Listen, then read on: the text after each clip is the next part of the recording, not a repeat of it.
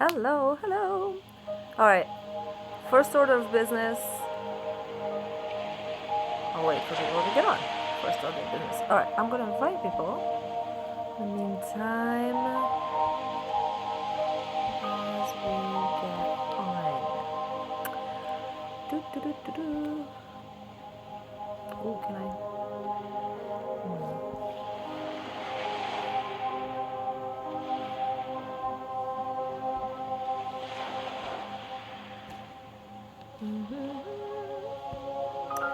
Let's see, I haven't done these in a few days, so let's see if people have lost the habit or not.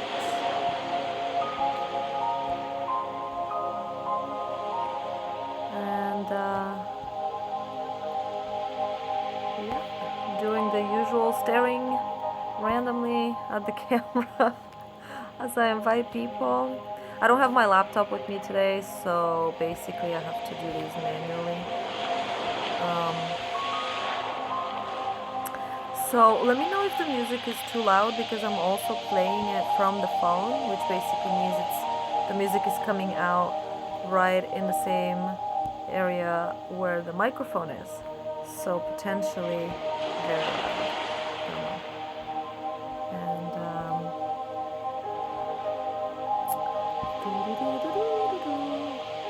I'm not gonna really rush today. Don't feel like it. Really don't feel like rushing ever, really.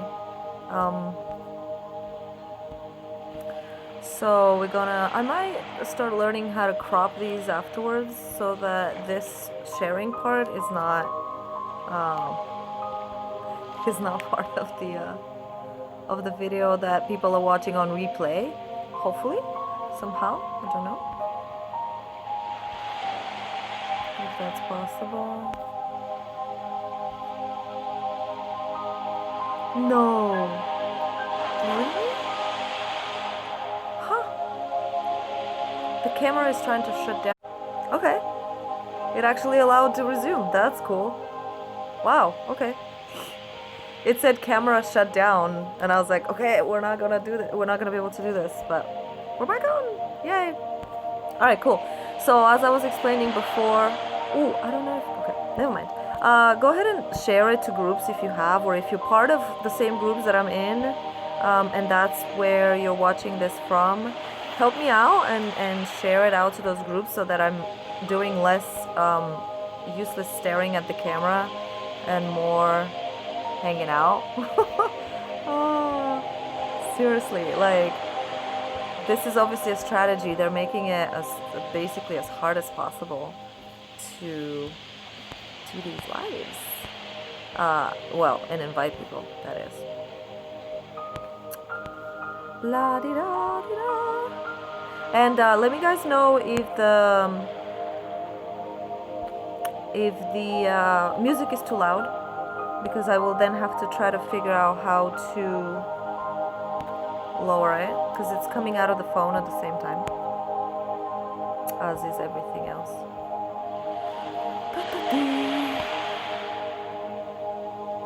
How do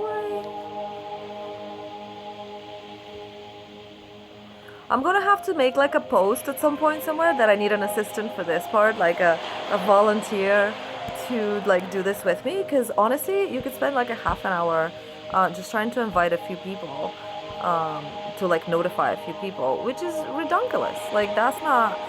I know I had to invite a co-host, so actually let me do that.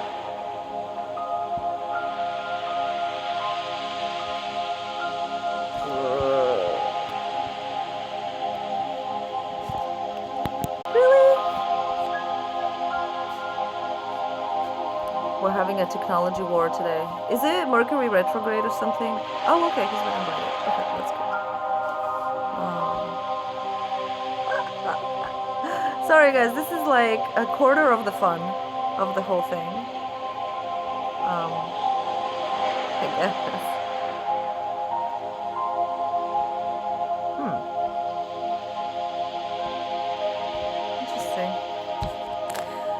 Sorry, Facebook keeps changing its features. It is not. Thank you for whoever is sharing, maybe because Can you guys, if you're part of my groups, share to like the angel portal and all the other stuff, because I seem to not be able to. But I was doing it the other day, and it was actually really, really easy. So I don't really know what they've done now, but I can't do it anymore. Which basically means I'm just limited to sharing it to a couple of people that I can remember their names, because people are always asking me like, oh my god, you know, make sure you invite me, but I don't have an easy way to do it. Do you guys know how? Who's on? I can't even tell from here.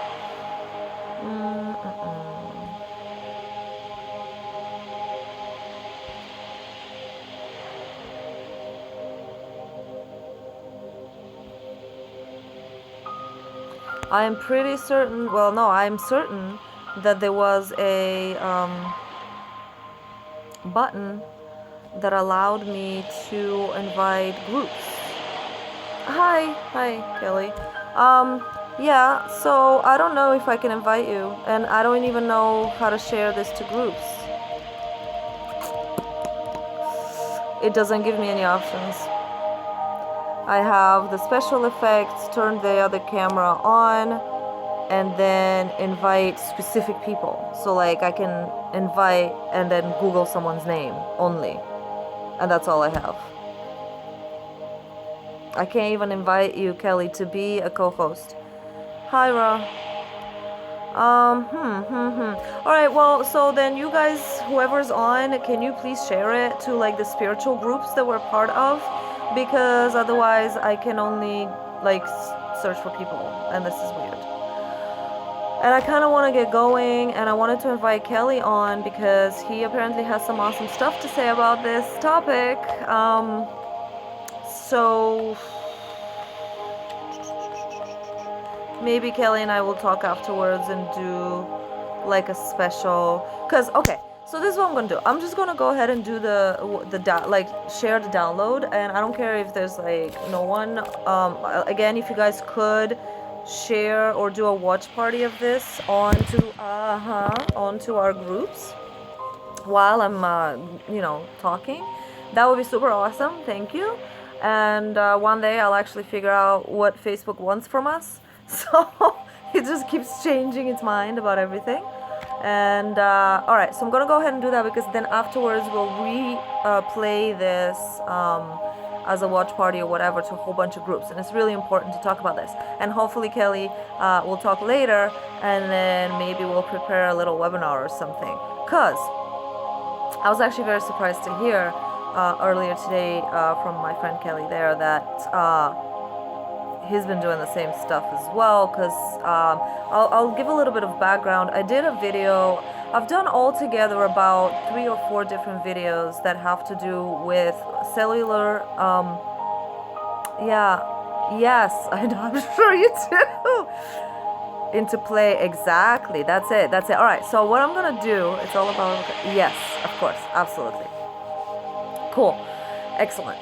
So it is absolutely about programming, of course, as is everything. And I just want to kind of explain my side of it, and then we'll prepare an event maybe, because this is big, obviously. So I've done maybe 4 altogether different videos and speeches, and 1 like in-person sort of presentation about this. And the reason why is because since 2016, I'll tell the story quickly, I guess. Since 2016, I started having visions. First, they were hideous. They were maggots coming out of my eye sockets and all kinds of things that were just really from the other realms of like pictures from hell and skull, and I'd see like the flesh dripping off my face, and it was just absolutely ridiculous, to where my ex-husband at the time was like trying to figure out what to do, how to help me, and I was almost like I was avoiding all mirrors for a long time. I couldn't even put makeup on, like nothing. As soon as I would see a reflective surface, there was this like Hollywood movie type of special effects would just kind of go, and it was interestingly all about the face. It wasn't like my body was morphing or just the face. It's just very weird. So I suffered a lot. I did a lot of meditations about it. I wondered what it was, and without going into too much detail, about 4 to 6 months of that, um, I did learn how to chase a few dark shadows away from me in general. Like some entities appeared, and this was the beginning of my journey. Keep in mind, like I knew nothing about anything, and so I'm listening to binaural beats. I'm researching about this. I don't even know what to Google. Like I'm not even clear on what I'm looking for. I didn't know the words transmutation. I didn't know about the DNA, helix, aliens. Nothing, nada, zilch, nothing. I knew about. I didn't even know Abraham Hicks. Like to tell you like how little I knew. I knew about the law of attraction and the secret. That's it. So, you know, so that's how they initiated me, like my guides initiated me. And so one day they tell me finally, after millions of asks and stuff like that, through which period I learned how to meditate, I learned how to connect with different spirits and guides and that kind of stuff. So like that forced me, searching for the answer, forced me to do that. And one day they just kind of said to me, oh, oopsie, sorry, was that too much? Maybe a bit? Well, the thing was that, you see, we were trying to show you, oh, and together with that horrific visions, what I was getting was a lot of completely unknown to me, completely new for the first time in my life, thoughts and feelings, emotions and thoughts of disgust with my physical form, shame, shame mostly, terror, absolute terror, fear of, what was it at the time specifically? Well, actually fear of death came up for the first time. I'm like, fear of death? Are you kidding me? I'm famous for not fearing death. I seriously, my entire life was just like, this is awesome, but when it ends, it's also going to be super exciting because you don't know where you go. It's going to be like this awesome moment. And all sorts of different things like that have been true my entire life. I used to absolutely worship grannies. And all my old friends know from childhood, I wouldn't stop talking about how I want to be a grandma. And they used to joke with me because they're like, well, you're going to have to, pop out some kids first to be a grandma. And I was like, okay, well, figure that out. I don't know, I'm not into kids so much, whatever. But I want to be a granny and stuff like that. And that's been going on my whole life. So, basically looking forward to the demise of my physical form, if I can say that. But never in a horrific way. And so all of a sudden I'm having these kind of thoughts of feelings, really, because feelings, it's interesting because at the time especially I didn't know how to transmute energies and feelings. So at the time I was still living in the paradigm of belief that whatever you, especially as a woman, whatever you feel, you experience is what you're experiencing, right? It's just, okay, I'm experiencing it. Now the best I can do maybe is figure out how to cope with that experience, but I'm experiencing it. Meaning like that victim mode of like, well, this is happening to me now, I just have to figure out how to survive it. So when that was happening to me, when I was getting these brand new feelings and thoughts and experiences in life, I was just trying to figure out how to survive them. And they were very surprising to me, very shocking. I had no tools whatsoever because I had never had a thought like that in my life, a negative thought about aging, about life stages. I used to worship white hair. I used to worship, literally would walk down the street and like daydream about the day when my hair is that pristine white, because I'll color it all kinds of crazy colors without having to bleach it first. Like, that was what I always used to think. And all of a sudden, so anyway, so I'm having this like horrible transformation of my own internal reality when it comes to aging, death, and stuff like that.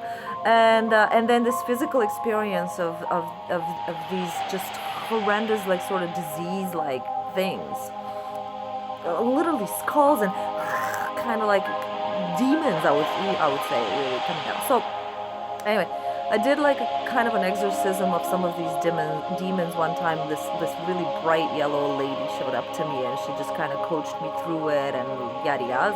No need to go into super details because there's too much to tell. But the point is, after that, the maggots and stuff stopped. So, okay, so that was good. And then they told me, my guides finally told me, that was kind of one of my first communication backwards. Like, I would keep asking, and then I would kind of not hear anything. And then they said, oh, whoopsie, was that a bit too much? Okay, well, sorry about that. We're not really very used to communicating with you guys. And, oh, was that really 6 months? Sorry. Like, they said, well, what we were trying to do was actually to tell you how humanity feels. We were doing a preview for you because you're such a weirdo that you just don't actually know what all those other people think and feel and see in the mirror. So you don't understand bulimia, anorexia, and body dysmorphia. You've heard about it, but you just had no way of connecting with it. So now do you see? And I was like, F you, yes, I see. It's horrible. It's horrible. How can you fill my head with that? Not like, that's awful. People live like that their entire life, and all these other fears that they have and thoughts, and it's like horrible. Okay, I do see. I understand. Now you're gonna make it go away. And they're like, okay. And I said, well, why? And they said, well, because your job is, this was really actually funny. By the way, my guys are really funny, just FYI. And they said, your mission, because I was asking what's my mission in life, right? Like every person who's just waking up, all the light workers, first thought ever, what's my mission? What's my mission? What's my mission? We don't know nothing from nothing, but what's my mission, right? Like, because that's why we came, right? So it's pretty funny. Anyway, I crack myself up with my guys. Anyway, so they tell me, okay, so your mission, should you choose to accept it, is that you have to, let me see how they said it. You have to take the crappy vibrations and energies and thoughts and feelings and horribleness, this horror that we showed you for 4 to 5 months, and transform it.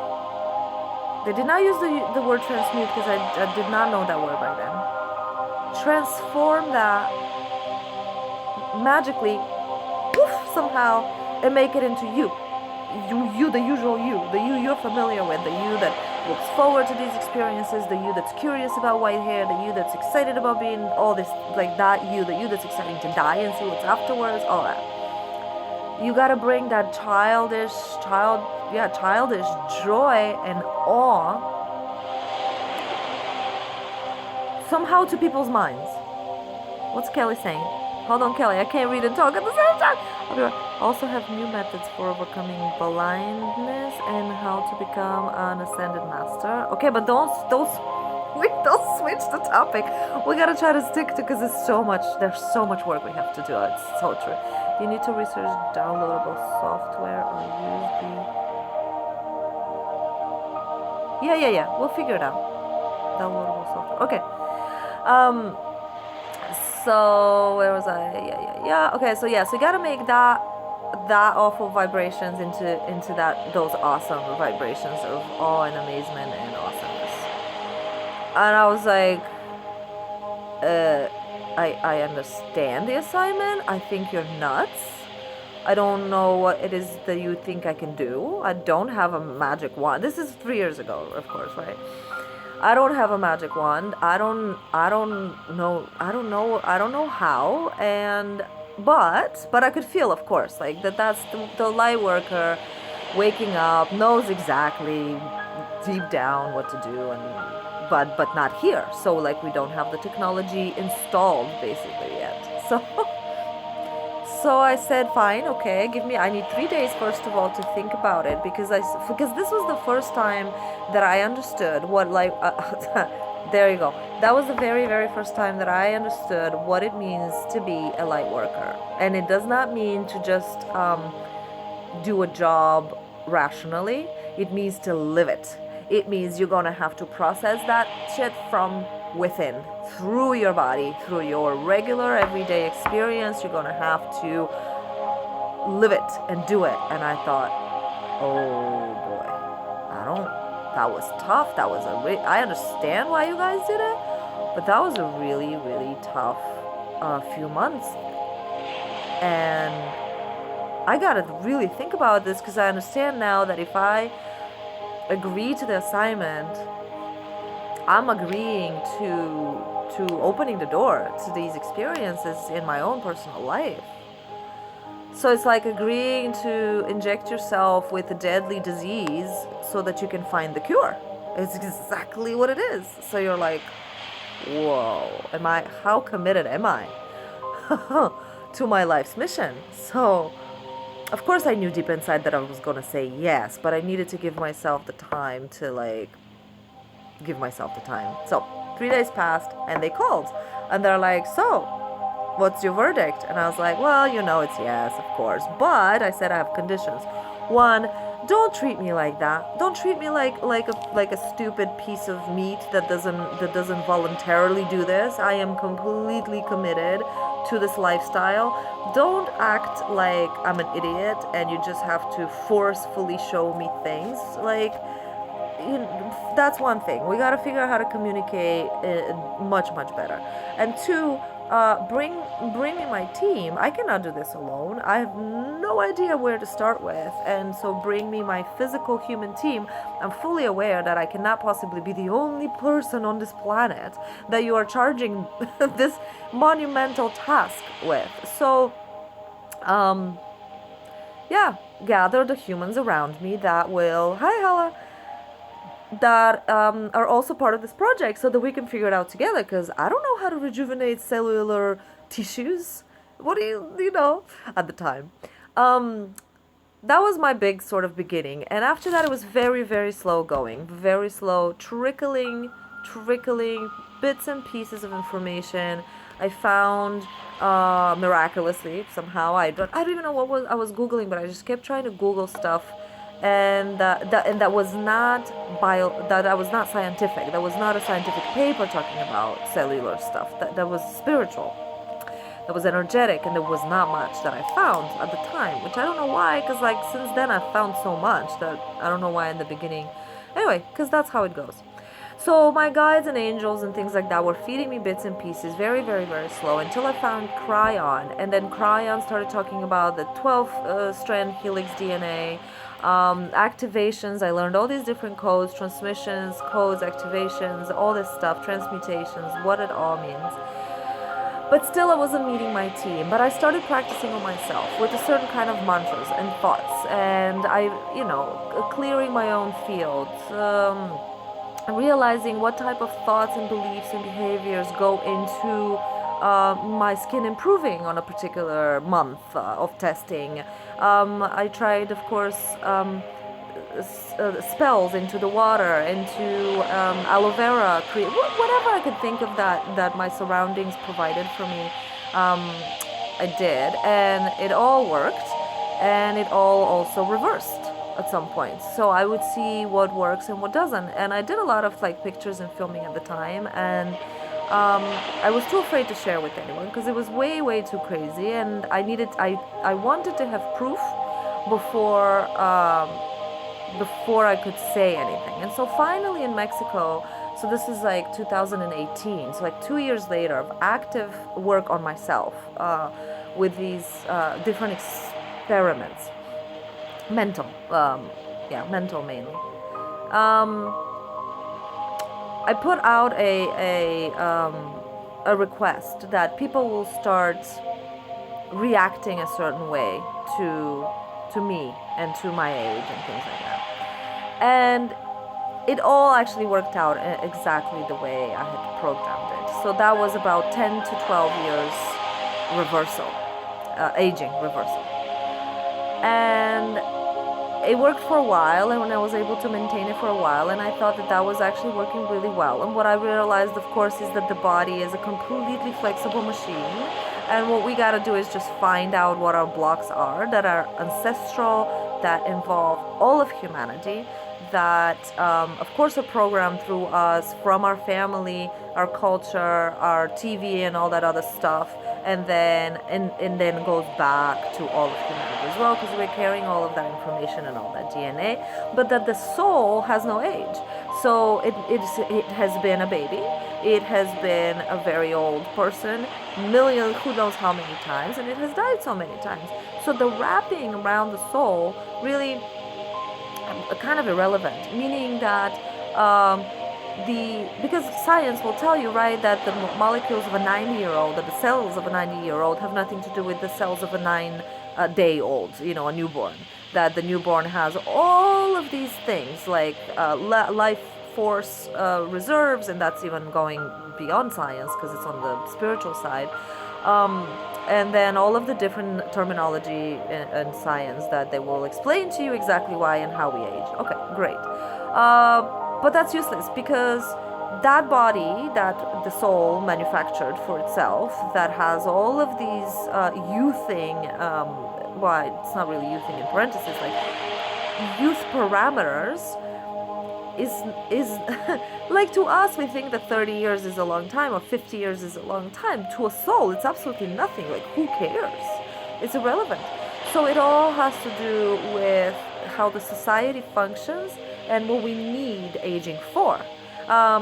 So we need aging, and we have crafted it a certain way, and then we've maintained these beliefs, and then we continue to maintain them. And of course, in terms of karma and soul growth and all other reasons, we need aging, and we need diseases, and we need conflicts, and we needed wars, and past tense, to get to a point where we are now, when we start to understand that we don't need these things. And that's all great and good, and that's totally cutting edge, and we have to go in and expand into all of those things. However, further to that, the results were quite significantly reversed once I moved from Mexico. And that was horribly disappointing to me, obviously, because I was still in that mode of, oh, I can achieve anything I set my mind to, which technically on another level is true. But there's a level in between those two where you first realize that you're God and you start playing with the quantum field. And it plays back, and it answers, and it works, and you're like, oh, this is awesome. And then there's what I experienced afterwards, which is all the true purging, meaning God is now going to smash your face into the concrete wall 1,000,000 times if necessary to really remove out of you all of your crap. Meaning really surrender your ego. Really surrender. Surrender is a horrible word that I used to hate and is my best friend now. Because, well, I surrendered. And if I forget that I've surrendered, I get reminded quite often. And that's all very good, because what happens is through surrender we actually, and some other really beautiful words that are all over the ancient books that I couldn't understand before, we have then access to the true sustainable source of change and magic. Because when we make a request to the quantum field and it answers back, that's all good and well. However, there's always a cost associated. And I used to absolutely hate people saying that. I was just like, oh, please, with your old stuff. But no, really there is. Because the entire quantum field is at constant flux, and it's at constant balance, harmony. So in order for that harmony to exist, that's your karma, that's your Akashic records, that's your word of the year. Yeah, good. Yeah, Kelly, right? We had to get some smasheroos there, right? We couldn't just be the cocky selves that we are. We're still cocky, which is fantastic. But we're surrendered cocky, if that's even a thing. If it's not a thing, they'll make sure that it's a thing. They'll do it. So once we start, and I'm understanding now that I am starting to get a glimpse of true miracles, of true magic. Exactly. At the very least, divine will and divine. But divine will is everything. So timing is within that. It's just. And we do have access to it. So now, why am I telling this entire story? Because usually I don't even do these, honestly. Like, I have notebooks upon notebooks upon notebooks, as do many other light workers, of stuff.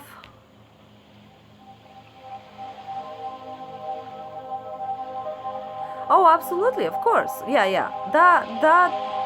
the fact that spirit always manifests better than us for sure. But even manifesting itself, well, that's a bit off topic, although I'm happy to talk about it. But what I wanted to say though is that there's a lot of information, and even just earlier today, I was in a bus and traveling for a few hours, and they keep giving us downloads all the time, right? And I just did a 3-day seminar for a healer, a French healer called René, and he's an old guy who's been doing this for 50 years. Very legit, very genuine healer. And I wondered with a bunch of other healers, friends of mine, who came, what did they feel, and was he, and this is very important, was he operating within God's will? Meaning, was he manifesting health for people, which is totally doable, or was he summoning the allowance that that soul can receive for free? And let me tell you what I mean. Hold on, Kelly's writing.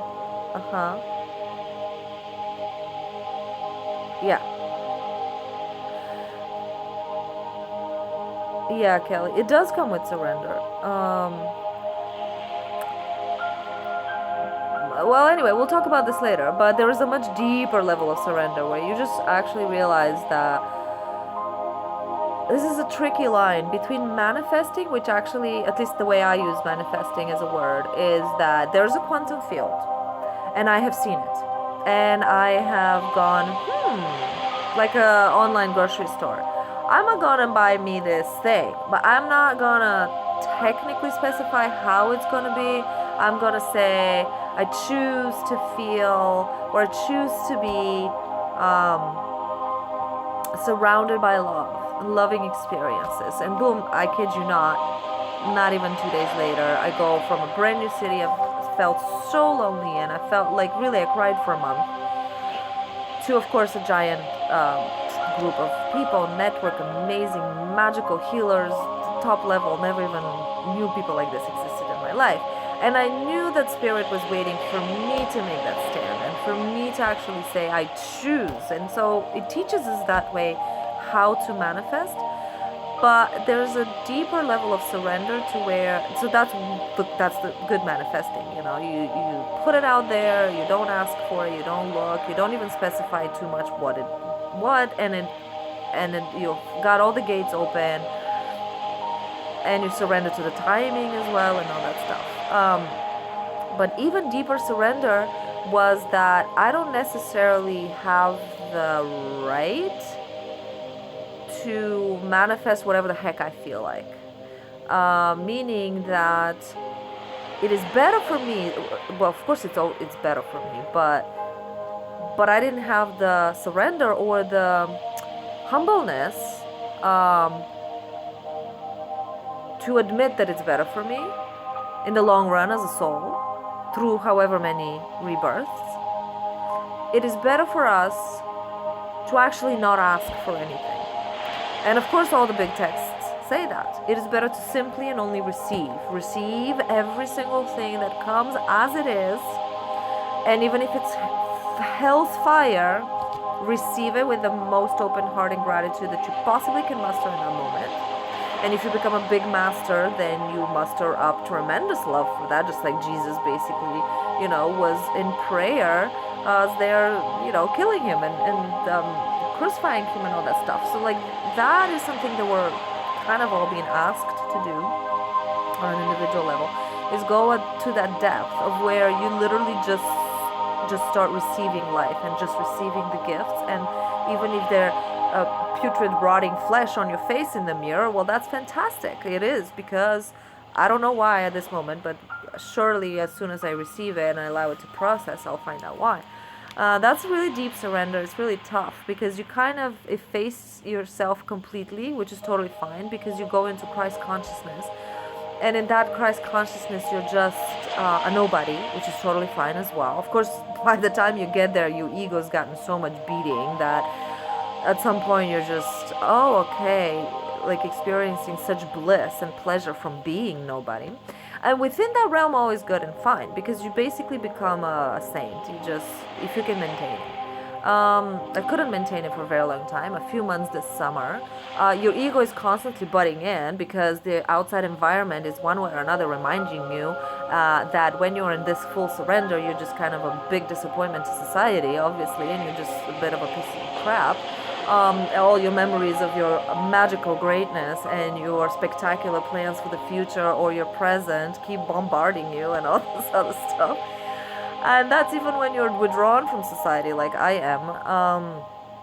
Anywho, I totally get lost with topics. But all of this kind of has to happen to you, for you to then realize, wait, what happened to rejuvenation and health? Where were we with that? Because it went well. We did really good. We used the mind as a tool. We were teaching it how to remove programming and how to actually summon up health and summon up rejuvenation and youthing and all these other stuff.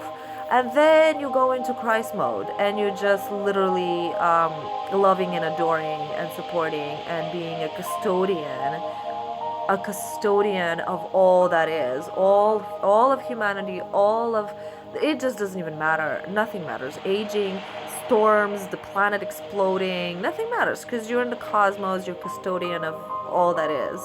And you just open your eyes, you're happy to be a custodian. So now you're a bit useless because it's fantastic energy. I joke when I say these things, of course, but you are a bit like your ego is just surrendered to being nobody, and you are an angel walking the earth, so you're spreading that energy. It's all good, but you're not on mission anymore. You don't really have a mission because your mission is to be. It's to be this thing, and anything that comes your way, God will send it so that you can transform it, transmute it, and all that other good stuff. So I had a dilemma here. I was just like, okay,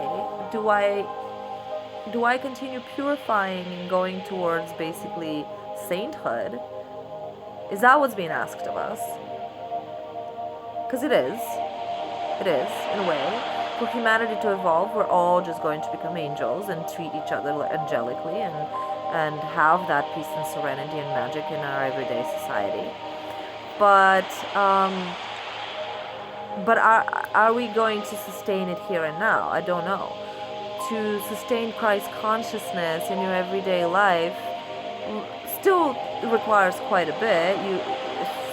I'd be blown away to watch someone go through traffic, a regular 9-to-5 job, and whatever other triggers, and be able to, I'm sure people do it, and be able to maintain Christ consciousness all the time when you are in service mode and in surrender and worship and bliss, and you just give glory to God for anything that is being that you have the honor to receive. How do we then find out the solutions to some of humanity's problems? I just didn't know. I didn't know how to live without manifesting, basically. And so what my guides told me is that we can manifest, and they showed me this graphic. Actually, you know what? I have it. Cool. I actually happen to have it right here. Nothing's accidental. I have no idea what you guys are going to see from this, though. It's kind of, I don't know. I'll show it to you, but you won't be able to read it. I'll explain in just a little bit. But basically, this is God's way. This is like the light, the path of the light. And these here are pockets. I'll read off of them. Okay, these are actually, that's a healing modality explanation. Okay, washing away negative sins. Right, and by the way, yesterday, this was awesome. I witnessed angels coming down and lifting a sin off of me and a friend of mine. So our sins are being, I'm just getting off of a million topics, but our sins are totally being lifted off of us. Not all of them, they said, of course, but they're helping with a big load of our sins. Just the way Jesus came and took a whole bunch of debt, basically, energetic, like spiritual debt, off of the planet, off of humanity at the time. Really, this is the second coming. Maybe it happens all the time. I can't testify to that, honestly. But what I can testify to is the fact that it is happening now. So if this is something that hasn't continuously happened, where the angels are lifting loads off of our dead, then this is the second coming. But anyway, I digress onto like this and the healing thing. All right. So what this showed me was that we have this God's way, God's will, and for some reason they showed it like that. It was like this shit. I don't know why. And within that is a lot of stuff is happening. Lots of stuff. Your life, your interactions with friends, like everything, and in the quantum field, in the multidimensionality of that quantum field, all of that is within, let's call it your destiny. Like, hi guys. Oh, cool. Although your destiny is very mutable as well. God changes your destiny all the time. If you repent on something in that very instant, your destiny has shifted greatly. So destiny is very flexible, contrary to what we believe. But let's say that is with your destiny, right?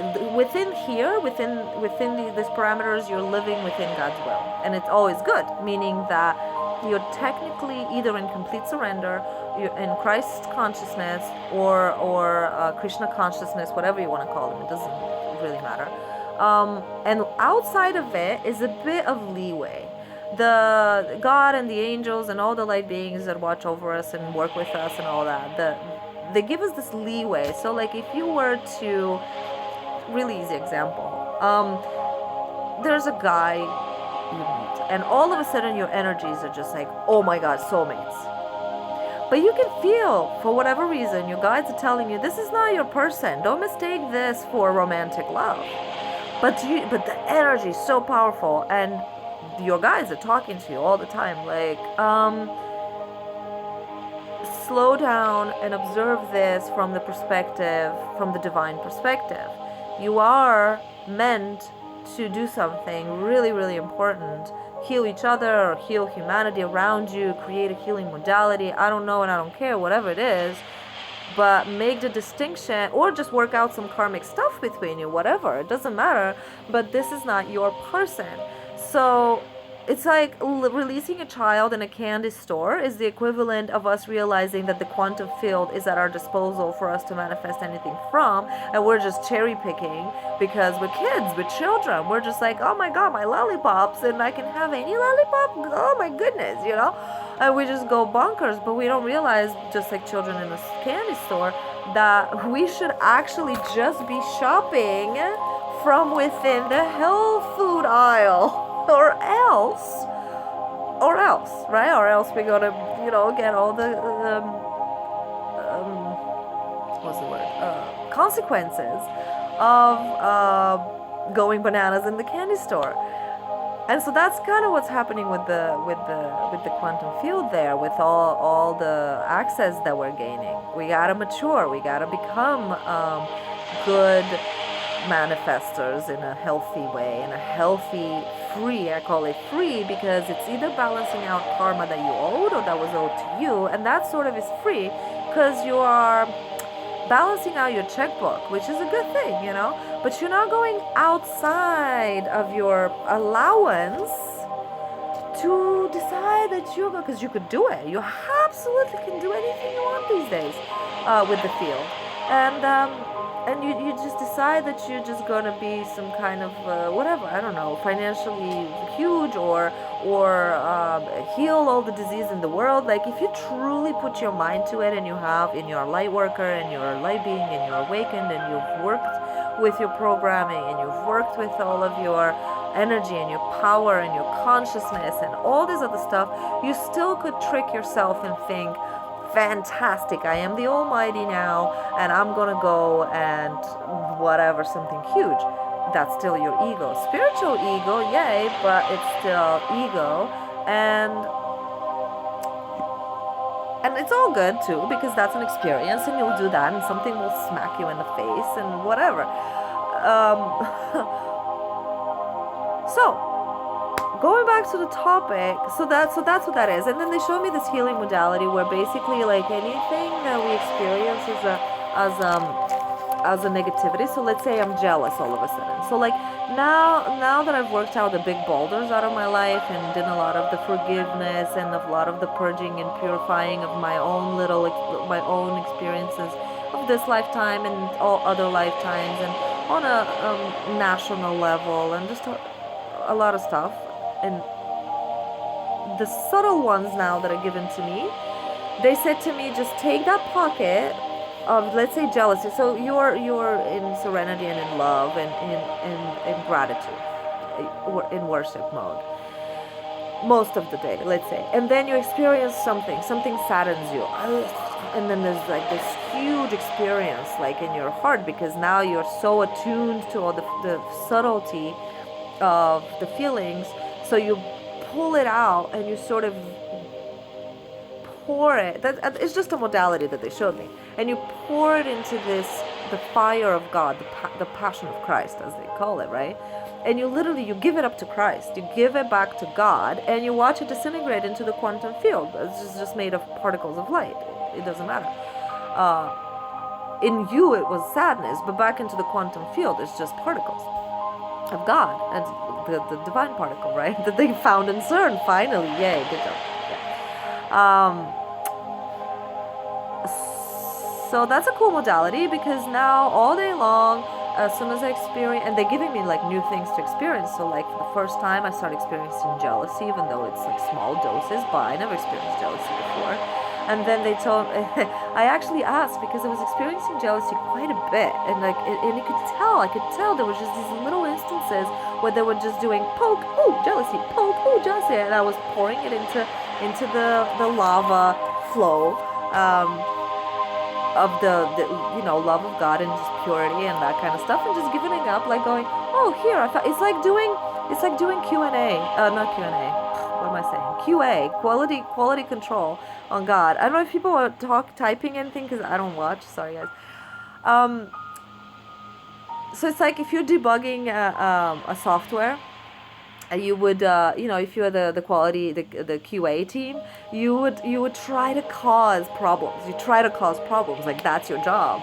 And so it's exactly like that. That's how I feel. It's just like my guides are basically creating these little triggers in my environment all the time to really pull out at even the finest little ways and portals that I may have still remaining open, that have to do with fear, with shame, with anxiety, with jealousy, with whatever. They're just trying to trigger all sorts of emotions, because now I have this and many other tools. I'll try to talk about all the tools that they give me.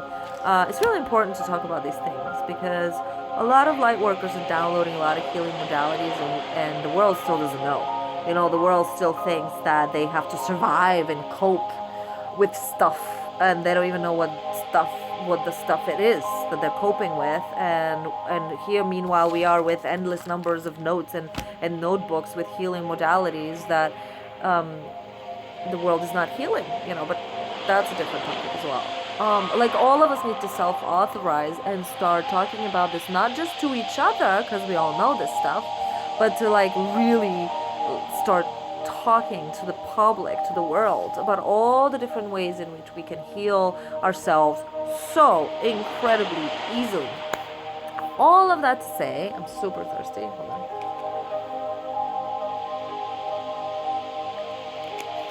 Oh, thank you. All of that to say that A, we gotta talk. We gotta talk about these things. 2, I noticed that of all of the things that I want to talk about, and that I'm given by my guides and my angels to know and to see and experience and talk about, I keep getting reverted through dreams and through downloads, and that they just continuously want me to talk about this you thing, regeneration and healing. And I guess I just have to give in to that and be and obey. Really, I mean, I do need to just obey my instructions from God. It's not even hard.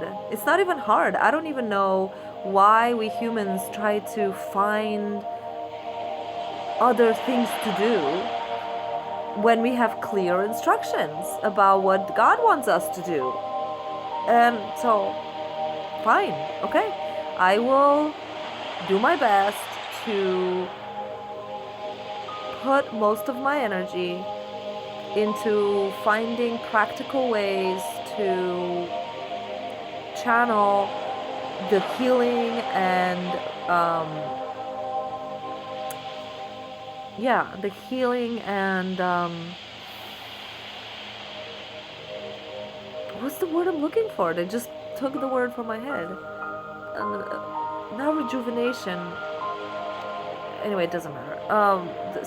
Cellular rejuvenation and DNA activation is what they really want us all to know, and they don't want it to just be like a little video here and there. Like they're telling me that they want the world to know, which of course is not surprising that in the last 2 or 3 years that I have been working on this secretly, sort of on my own, and I did not have the courage to talk to anyone about it at all, because it was weird, it was embarrassing, and it was crazy to talk to people about the fact that I've been assigned from my angels and guides, first of all, just that sentence alone, the job of figuring out how to rejuvenate our tissues. What do I know about this anyway? I'm not even like a lab technician or a doctor or like nothing, so I didn't talk about it. I didn't say anything. But then, of course, finally, in the last year, I would say, I started hearing a lot of other people responding to some of my comments here and there. If I say something, this is the thing. If I say the tiniest little thing about it, it becomes the most popular post that I've ever made. The most popular video that I ever made in the last 3 months was the last one that I made about youthing and rejuvenation. And then my guys just won't leave me alone. And now Kelly is telling me that he's doing this, and a bunch of other people have told me that they're working on the same thing. So obviously they're pressuring everybody about it, which is awesome, fine. And we'll work on that. That will be sort of the next human revolution.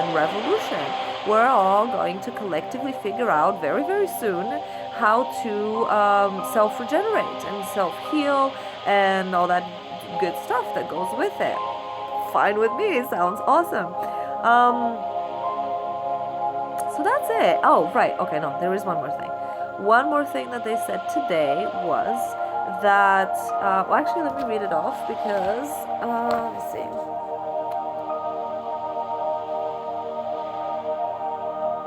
There are lots of different kinds of healing energies in the universe. All are wonderful. There are color rays. There are, I was writing this really fast and in a bus. That's not how you spell choir. Okay. There are choirs of healing angels who sing such beautiful healing songs in heaven.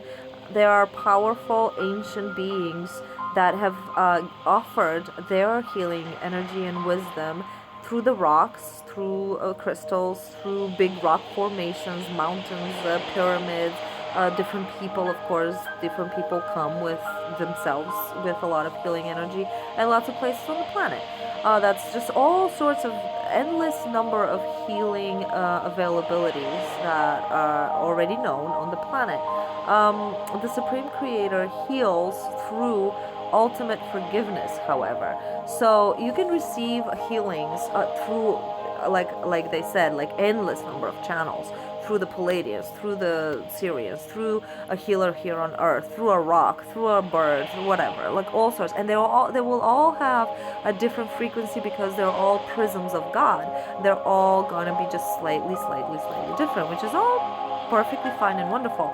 But if you do through complete deep work, I mean, this is really going to source God, and some people do, and of course they've always been and there always will be, and there are those people who are fully dedicated to deep meditation, who anchor that energy down here on Earth.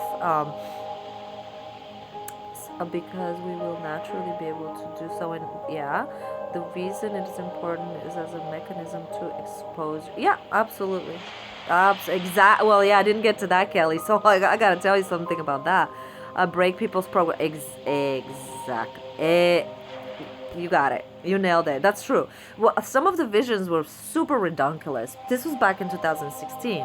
But I understood that exactly what Kelly said, that in itself isn't the thing. The thing is that people really care about this thing. And they care so much because their fears are so great. And that's why they started off by showing me why people care.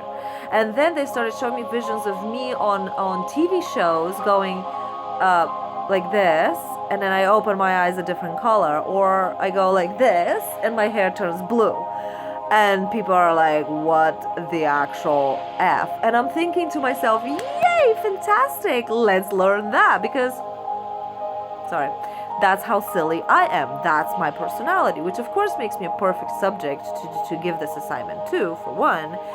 But two, I thought after a while, after I got so excited and I started working on it, and then I thought, well, I can't really talk about it because it's embarrassing to talk about it, because why would I tell people that I want to get on Oprah and look 25 years younger or whatever, or permanently 25 years old looking or whatever it might be, because that's superficial and my mind started playing that game. And I thought, well, no, I mean, I know that it's really important, but yes, it will be received that way. And then I realized it doesn't actually matter, because it's just a carrot. It's just a permission slip. It's just the carrot on the stick that gets humanity to do a whole bunch of other revolutionary things in their mind. Just like Kelly, you're saying, that is the breaking point of just okay, if there's a girl on TV that I'm actually seeing shake her head and turn her hair blue, and she's, I don't know, by then, I don't know how old I would have been by the time I learned this, but she looks half her age, and she closes and opens her eyes a different color, then what's happening to the universe, right? And I understood that right away from the very beginning, that it had nothing to do with being what's the word there, superficial or whatever, it has nothing to do, because obviously once you go out there and you tell people, hey, I can teach you how to do what no cosmetic surgeon can ever do for you, and it's totally legit, and look, it works, people are going to start totally talking to you like you're, a bunch of bad words, because yeah, you're superficial, whatever. So anyway, but it doesn't matter, because the important thing is, yeah, it's going to hit people right where it hurts them, and they're all going to get super excited to figure out how this works, just the way I got excited. I got excited for a different reason, but it's because I love to play, but I just love magic. That was my carrot on a stick. I love magic. So to me, to tell me that you can do that someday and we'll teach you how, I was just hooked and done. But that carrot dragged my sorry ass all through the entire process of enlightenment to where I could do the cool stuff I wanted to do. I'm still on that road, of course, but yeah. So permission slip, everything is a permission slip anywhere. In this 3D reality, everything is a matrix and everything is a permission slip, because otherwise it just floats in the quantum field of nothingness. It's just not, it's a non-thing. It only becomes a thing when it's a tool for something. Anyway, that's a different thing. But all right, oh God, yeah, Kelly and I on a call will just never end. We'll just have a 24-hour talk show, Kelly. We'll just keep going, and people can just jump in and out whenever they feel like it, or just shut it off and be like, can't deal with these guys anymore. All right, I don't know. So that was it. Oh no, hold on. There was one more thing. Right. So the Supreme Creator does. So God's energy is different to all of these different healing energies that you could receive, and it is obviously the purest, and that energy is of total forgiveness, because actually, and I'm not an expert on this stuff. Like I said, I've only gotten to the part where Alice opens a tiny little door and goes, oh wow, okay, and then has to figure out how to get through. But Uh, but yes, God loves all creation, unconditional loves, just loves across the board. Does not matter what you do. You cannot do anything to shock God. Cannot do anything to get God to love you any less. Not even iota. Doesn't matter. So your karma doesn't matter. Your debt doesn't matter. Your nothing. You are a soul in a way that nothing else exists. But so God will heal you through just forgiveness. If that is what sort of happens to happen to you in this lifetime, and you have a big disease and you find the alchemy within yourself to get access to that divine forgiveness, that sin will be lifted off of you. Just like I said yesterday, it happened to a friend of mine, and it was shown to me what a certain timeline would have developed into, and it literally got reversed back and lifted. And you fall into this trance of gratitude, because you don't even think. It's not a thinking thing. It is a completely spiritual experience of you are merged at that point, in that moment, with the divine forgiveness, and it's fire. So I digress again. God has authorized armies of angels to buy back our some of our load. Yeah, we talked about that. Our sins are being marked as debt paid, so that we can walk the path, and we can get and we do get rewarded with these sort of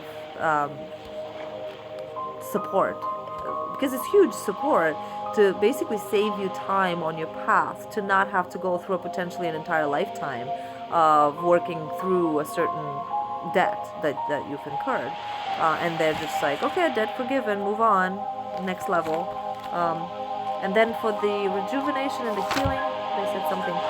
Healing rejuvenation has to do with guilt and shame. Right. This is the last thing. Guilt and shame was the last healing method. Look deep. No, that's different. No, that's different. I'm not going to go into that. So guilt and shame are the ultimate blockers to healing yourself and to cellular rejuvenation. We have to teach people how to clear their deep shame and feelings of not deserving to attain rejuvenation. So not only is the shock effect of rejuvenation important for the cracking of the programs, which a lot of things can be used for that as well. A lot of other things can be used for that, and they are being used for that. But even further though, because rejuvenation is only possible once you fully embrace your deserving part, the part that I was showing earlier about this, what's happening is you're gonna, in order to rejuvenate yourself, you're gonna have to go into all of the different spaces within your constructs, all of your programming, all of it, and seek and destroy basically any teensy tiny speck of shame and guilt and not deserving. That's when you're going to have access to true long-lasting freedom to rejuvenate. Because like I said before, you can definitely do a temporary rejuvenation. The body will listen for sure, but to maintain it, I discovered that if you are it's like food, it's like health. I mean, you can go 2 years if you want and on perfect health diet, but if you afterwards still have the viruses in your programming that caused you to be unhealthy in the first place, in your patterns of behavior, and you did not eliminate those patterns of behavior permanently from their roots, meaning you still harbor specks of shame and guilt and non-deserving, they'll resurface, and you will then break your health thing, which is what happened to me personally. You know, I was on a fantastic streak of, I mean, not to say nothing, but like I looked redonkulous, and then And then the pendulum swung though, and I'm not happy to report. Now it's just like I look at those pictures at that time, and I know I was there, and I'm just like, who's that girl? I don't know. And I even had people tell me on pictures like, who is that? I'm like, exactly. Who is that? Because I made her appear. I made her manifest. Made her with like daily practice. But that was only on top of an existing deep, non-cleansed cesspool of programs. So that doesn't work. So I think that's all the points I wanted to make. Yes. So we're gonna have to do a lot more talking about this, which is awesome. And all kinds of different healing modalities, and think of ways to really get it out to public that never really listens to these things. Because I know Joe Dispenza is doing it, and I know a lot of other people are technically doing it that are much bigger names. But the truth is, if we don't all start talking about all of the healing modalities that are being given to us, just me, I'm being given all sorts of amazing healing modalities all the time. And what do? I use them for myself, and I write them down in my notebooks, and that's about it. And I do tell a couple of friends here and there. And what about all the other healing modalities that are already established in the world as working, and like tapping and all sorts of, all the energy healing modalities. And there's so many, and we don't use them. Even we don't use them on ourselves. So anyway, my point is, my guides were like kind of yelling at me earlier that they do so much work. They try so hard to help us. And they give us so many resources. Like, humanity and this planet there's no excuse. There's no excuse for why we're in the shape that we're in. It's ridiculous. We are not listening. Even the ones of us who are listening, we're not listening. Let alone everybody else. And it's sad, because if every single light worker who's been given so many incredible miracle cures